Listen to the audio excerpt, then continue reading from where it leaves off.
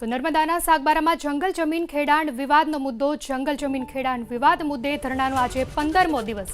આદિવાસીઓના સમર્થનમાં ફરી એકવાર ધારાસભ્ય દર્શના દેશમુખે ઉપવાસી લીલાબેન વસાવાના પૂછ્યા ખબર અંતર। ધારાસભ્ય દર્શના દેશમુખની સૂચનાથી આરોગ્ય વિભાગે લીલાબેનનું કર્યું મેડિકલ ચેકઅપ। એ મારી ધરણા ચાલુ છે અને ઉપવાસ પણ ચાલુ છે। હવે ગઈકાલથી મારી તબિયત થોડી લથડી છે અને ગઈકાલથી મારો પ્રેશર બી થોડું વધે છે અને ઉતરે છે એવી રીતે છે, પણ આજે બી એવી જ રીતે છે।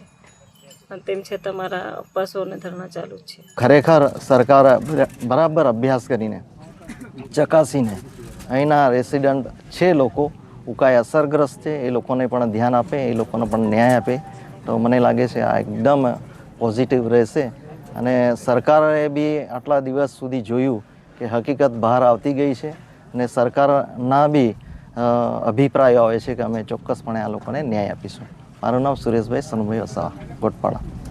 સમાજના ખેડૂતો આજે જીવન નિર્વાહ માટે જે રીતના આ ખેતી કરી રહ્યા છે, એમના પરિવારના જીવનને ચલાવવા માટે ખેતી કરી રહ્યા છે, તો એમનો હક અને અધિકાર છીનવાઈ ન જાય એના માટે એમને ફરીથી આ ખેતી કરવા દેવામાં આવે અને એનો નિર્ણય વહેલી તકે કરવામાં આવે, જેથી કરીને એમના પરિવારના જીવનને બચાવી શકે અને એમના ઘર પરિવારને પણ ફરીથી હસતું ખેલતું રાખી શકે। એ માટે આ સરકારશ્રી વન અધિકારીઓને વહેલામાં વહેલી તકે કહેવામાં આવે કે આ લોકોને ખેતી કરવા દેવામાં આવે એવી વિનંતી પણ કરું છું।